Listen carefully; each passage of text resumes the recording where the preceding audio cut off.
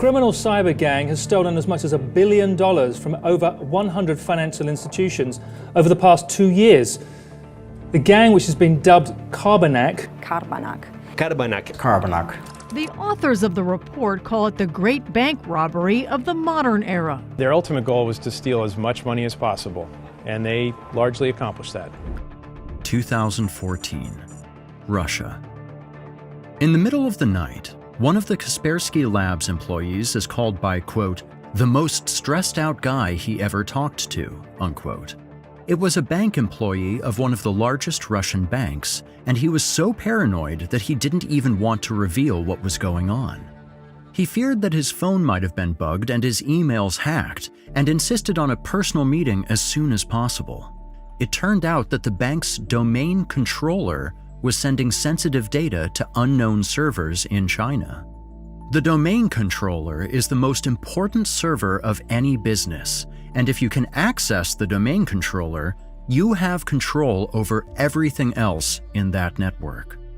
This means that whoever gets their hands on this server can do everything from looking at insignificant customer data to adding and removing funds from accounts, and even sending millions of dollars through the SWIFT banking system. So, if this server is doing things that nobody knows about, the bank probably has a very big problem. Astonished by the fact that someone hacked into the domain controller of a bank worth billions of dollars, the Kaspersky employees went to work. They analyzed every single network, phone, and computer connected to the internal banking network. At first, they didn't find anything suspicious. However, some of the computers had the screen-sharing software VNC installed on them, and upon questioning the bank about it, they found out that nobody ever installed it. One of Kaspersky's experts then thought that someone must be spying on the bank employees for some reason.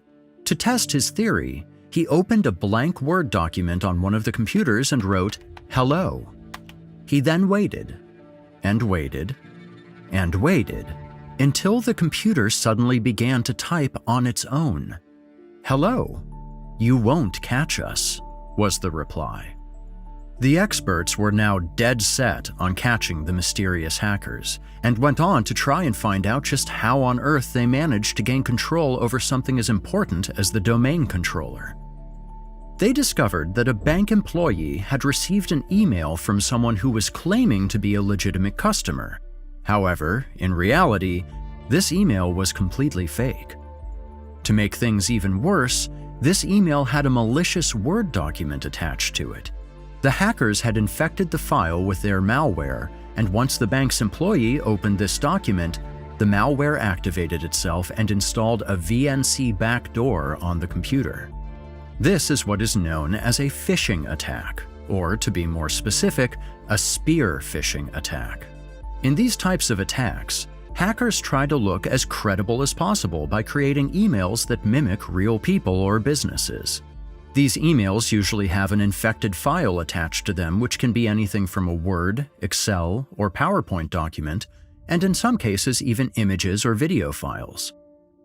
Once they successfully infected a computer, the hackers could now remotely watch and control the machine.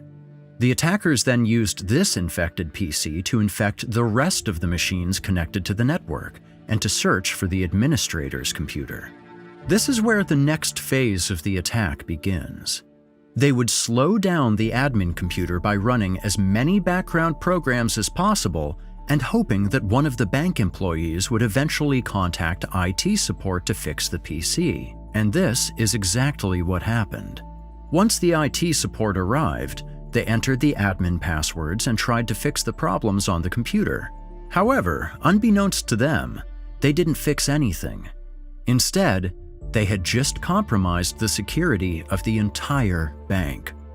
Thanks to a keylogger, a program that records every keystroke made on the keyboard, the hackers obtained the admin passwords and were now able to log into the admin account and infect the remaining network of the bank.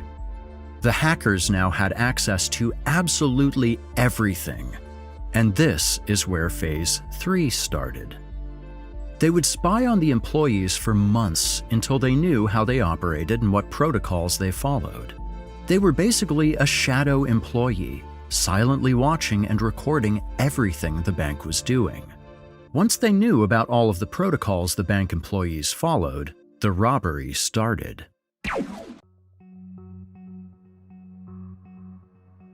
First of all, they would impersonate high-ranking banking employees and manually send massive amounts of money to their accounts via the international banking system known as SWIFT. Secondly, they used the bank's e-payment system to send money to their accounts, which then again sent the money to other accounts, located mostly in China and the US. These accounts were then emptied by the henchmen of the group, which are known as money mules. The next method was akin to the stuff of Hollywood movies. Because the hackers had access to the entire internal network of the bank, they were able to remotely control ATMs and make them spit out cash whenever they wanted. These ATMs were usually in remote places, and the money was once again collected by money mules. These methods were pretty amazing, but it was the last procedure that was the most interesting one. They would take accounts that had small amounts of money in them, inflate them, and then pocket the difference. However, this is where they messed up for the first time. They accidentally inflated the account of an elderly Russian man who only had 34 rubles in his account when he went to bed. The next morning, he had over 10 million rubles in the same account. Luckily for the hackers, the bank thought they had made a mistake and no investigation was started. Even though the experts knew exactly how the hackers infected the bank, they were not able to find any traces that would lead them to the stolen $9 million, and the case was eventually put on hold. A few weeks later, Eugene Kaspersky, the CEO of Kaspersky Labs, traveled to a cybersecurity conference in Singapore. There, he wanted to talk about his experience with the Carbanak hackers, and to his surprise, it turned out that this was not an isolated case. Europol, the European Union's law enforcement agency, had also registered a few of these attacks on European banks. The two then decided to team up with the banks that had been hit by Carbanak, different cybersecurity specialists, and a few experts from other intelligence agencies. The group then formed the Joint Cybercrime Action Task Force, also known as JCAT, and started to pour resources into hunting the mysterious Carbanak group. At first, they didn't find any clues about the hackers until one of the Kaspersky Labs employees found a tiny mistake in the Carbanak code. This mistake enabled the experts to send a request to the Carbanak command and control server. In basic terms, if they sent a very specific message to this server, they would receive a very specific answer. However, there was one problem. They had to send this request to the Carbanak command and control server and not any other server.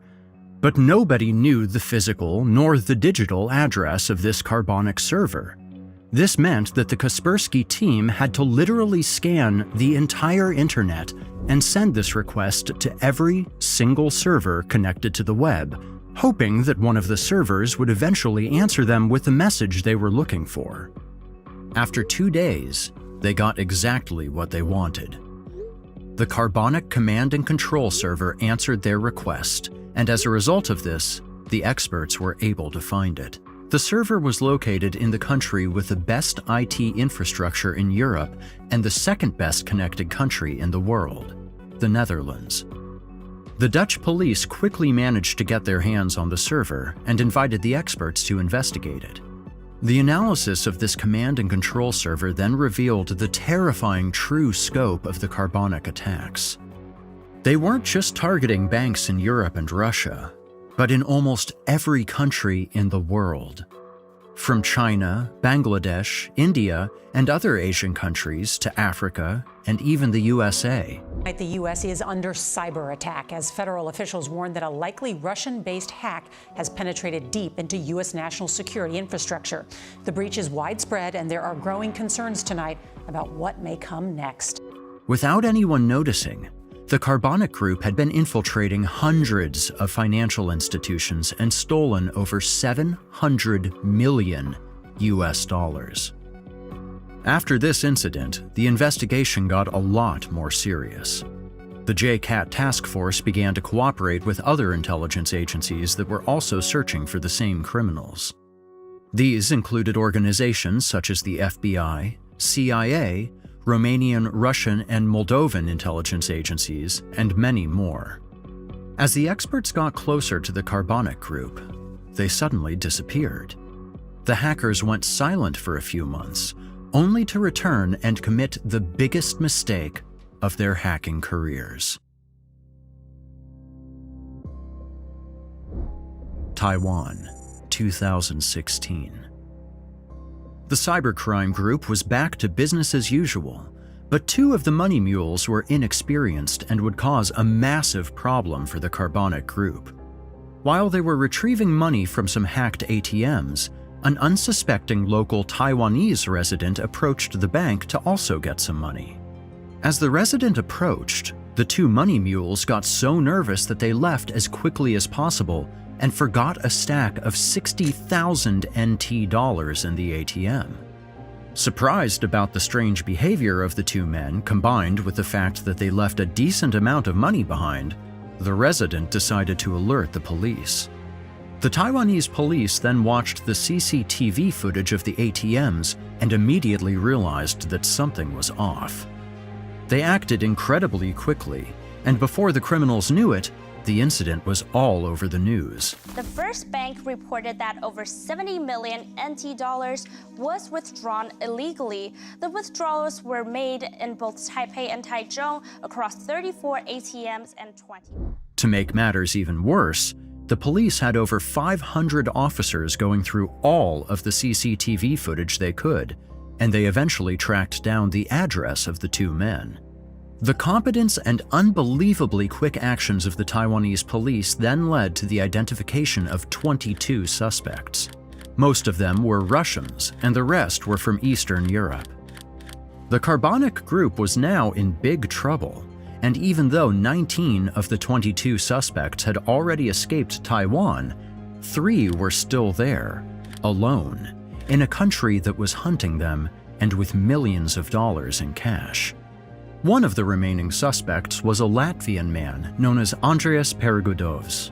He was the alleged leader of the operation, and after he saw his face on national TV, he quickly decided to cut his ties with the money. He went to a mountainous area near Donghu Park in Taipei, hid 2 bags full of cash, and proceeded to travel to the Yilan province. The other 2 remaining members of the gang were still in Taipei and decided to store their part of the stolen money in the luggage lockers at the Taipei train station. Only a few hours later, 2 men arrived from Eastern Europe, picked up the luggage, and calmly went back to their hotel.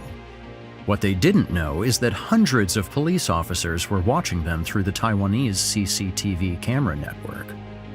Once they arrived at the hotel and left their luggage in their room, they went to have brunch in the hotel's restaurant. This is where the police finally took action and arrested the 2 men. In a perfectly coordinated operation, the police also captured Andrius Perigudovs on the same day. The Taiwanese police had done what nobody else could, and even though the arrested men were only henchmen that didn't know much about the Carbanak group's leaders, the Taiwanese authorities managed to make the first arrest in the Carbanak case. This is where the manhunt for the leaders of the group begins.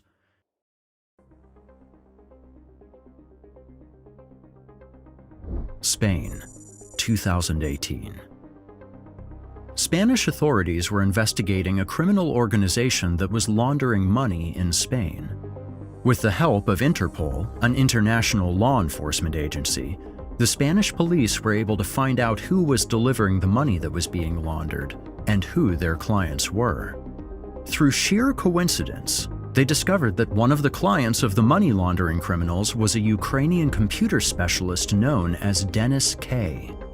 After thoroughly investigating this man, it was revealed that he had links to the Russian and Moldovan mafia and that he had coordinated several cyber attacks for them. They had been cooperating since 2013, and while the mafia provided Dennis K. with the money mules, he would pay a hefty 40% of all of his profits to these Eastern European criminal organizations. Dennis K. and 3 other members of the group were finally arrested in the port city of Alicante in 2018, and upon raiding their property, police found boxes full of jewelry, 2 BMWs, and 15,000 bitcoins, which, at the time, were worth about $150 million US dollars. The rest of the $1 billion US dollars was never found, and even though Dennis K. was supposedly the leader of the group, Kaspersky Labs believed that there are many more people involved in this. Either way, the group is still active today and still stealing millions every year, operating under different names, such as Fin7, Joker Stash, Cobalt Spider, and many more. If you enjoy this video, please leave a like and subscribe. Also, let us know what you think about the Carbanak Group. Video narrated by Eric Peabody.